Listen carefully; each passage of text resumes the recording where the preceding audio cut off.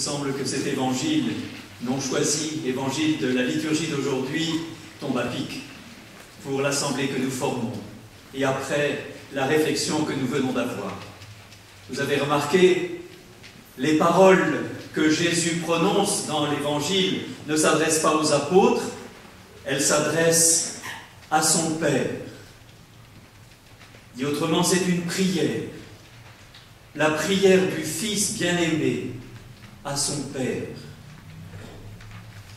Dans cette prière, nous sommes rendus témoins de ce tutoiement amoureux entre le Père et le Fils, de cette relation d'amour si forte, de cet échange éternel, si fort, si grand, qu'entre les deux, un lien très fort les unit, un lien qui est une personne, qui est l'esprit d'amour.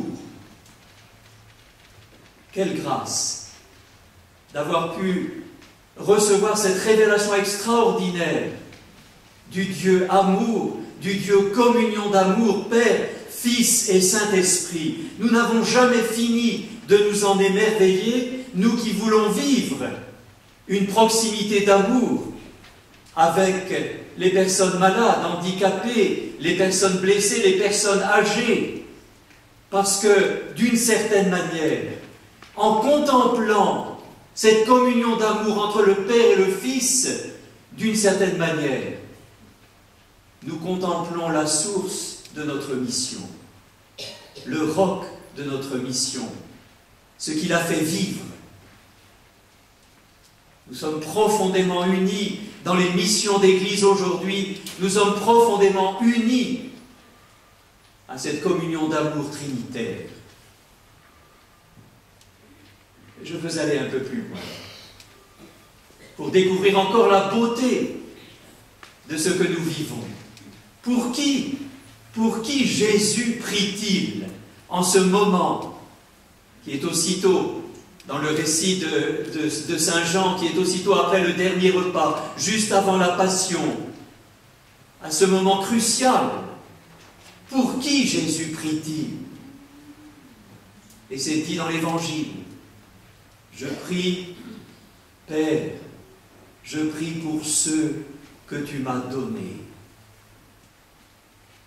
D'une certaine manière, nous tous, ministres ordonnés, consacrés, laïcs, engagés aujourd'hui dans la mission de l'Église, nous tous, nous sommes portés par la prière de Jésus, par la prière du Christ, par l'offrande du Christ.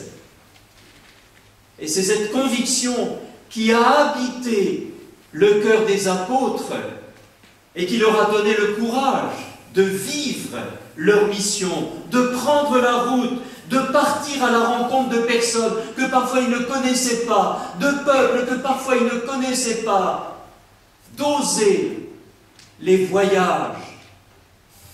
Eh bien, c'est la même conviction qui nous habite quand nous partons à la rencontre de nos frères et sœurs malades, handicapés, quand parfois tout tremblant, nous sommes devant la porte de la chambre, nous disant: cette personne que je vais visiter, je ne la connais pas encore. Qui je suis pour la rencontrer? Qu'est-ce que je vais lui dire? Car nous sommes bien tremblants, peut-être pas vous, mais en tous les cas je l'ai été, tellement tremblants devant cette rencontre qui va se vivre, parce qu'on en sait l'enjeu, on en sait l'importance. On sait l'importance de cette mission-là. Mais voilà, il y a une assurance qui nous habite. Cette assurance que nous sommes portés par le Christ, par sa prière, en profonde communion avec le Dieu amour. Et puis j'avance. Que dit Jésus dans sa prière au Père? Oh, il faudrait s'arrêter à chacun des mots, à chacune des phrases qui ont une telle densité. Mais étant donné ce que nous vivons, étant donné notre mission, je me suis arrêté simplement à une phrase qu'on retrouve d'ailleurs pour une part dans l'évangile de Saint Luc. Père, ce qui est à moi est à toi, et ce qui est à toi est à moi. une phrase d'une belle densité qui dit la dépendance du Père et du Fils. Le Fils reçoit tout du Père. Le Fils reçoit les paroles qu'il va avoir à prononcer, la mission qu'il va avoir à vivre. Et il se donne tout entier à son Père. Ils sont tellement liés et unis l'un à l'autre, d'une certaine manière. C'est le modèle des relations que nous voulons établir les uns avec les autres, ici, dans nos missions, dans nos communautés chrétiennes, dans nos familles. Pas facile cette communion d'amour. Pas facile à vivre ces relations. Pas facile à vivre ces rencontres. Je relève en particulier 2 déformations possibles à partir de cette phrase de l'évangile de Saint Jean. Première déformation, l'indifférence. Ce qui est à moi est à moi, ce qui est à toi est à toi. Et c'est l'indifférence. Dit autrement, laisse-moi tranquille et restons chacun chez nous. Oh, il n'y aura pas de conflit. Il n'y aura pas de conflit, on s'ignore. Comme disait une dame à un confrère prêtre il y a quelque temps, « Oh Père, les autres, je les laisse bien tranquilles. » Et c'est cette indifférence réciproque qui provoque le drame de l'isolement. Vous savez que c'était une des causes nationales cette année, une cause qui a été combattue en particulier par les équipes Saint-Vincent de Paul dans notre diocèse. Drame de l'isolement, de personnes âgées qui perdent peu à peu leur autonomie ou qui se sentent inutiles près de leur entourage. Isolement provoqué par l'irruption de la maladie, par un diagnostic difficile. Mais alors, sortir de l'isolement, ça va être un combat. Établir une relation, ça peut être affronter une épreuve qu'on connaît, nous, dans nos missions. C'est l'épreuve de l'inconnu. Une épreuve, souvent pour nous, les visiteurs des personnes âgées ou malades. En soi, c'est simple, visiter des personnes malades. Il s'agit de rencontrer des gens, mais en même temps, ces personnes visitées ont une histoire que souvent nous ne connaissons pas. Elles ont un lien souvent lointain avec l'Église. Elles ont des attentes différentes parfois de ce qu'une équipe d'aumônerie pourrait leur proposer. Et nous sentons bien que ce service dans les hôpitaux, dans les cliniques, dans les maisons de personnes âgées, que ce service vécu n'est pas toujours facile à vivre. C'est l'épreuve de l'inconnu. Et d'ailleurs, parfois, on se le dit. On se dit, je vais les visiter, mais à quoi je sers? À quoi je sers? Les médecins, le personnel soignant sont utiles. Ils sont là pour soigner, ils sont là pour guérir, pour alléger la souffrance. Mais nous, à quoi servons-nous? Et la personne dans son lit d'hôpital peut se dire elle-même intérieurement, quand elle nous voit arriver, mais qu'est-ce qu'elle vient faire? Qu'est-ce qu'il vient faire à mes côtés? À quoi servons-nous? Et voilà que l'Évangile nous le dit. L'enjeu est majeur, la visite est majeure. C'est de dire à chacun qu'il est une personne, et une personne aimée, profondément aimée.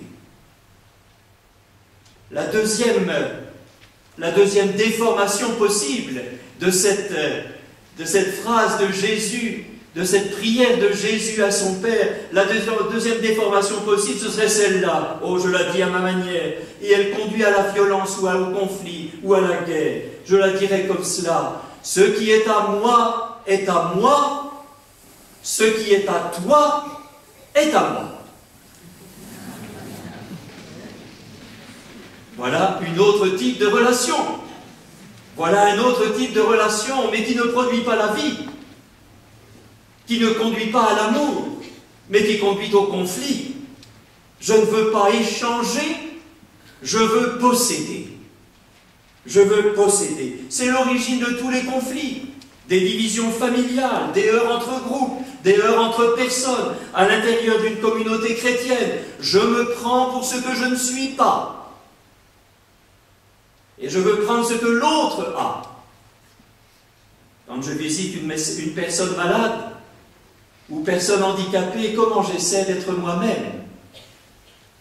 De n'être pas ce que je ne suis pas, mais d'être simplement moi-même. En effet, lorsque nous visitons dans un hôpital un frère ou sœur malade, nous ne sommes pas là pour commenter la feuille de température. Nous ne sommes pas là pour donner notre avis sur le traitement médical. Nous ne sommes pas attendus pour dire que le lit est bien ou mal incliné. Et si nous prenons la place, nous le savons bien, si nous prenons la place du personnel médical, ça va vite être le conflit.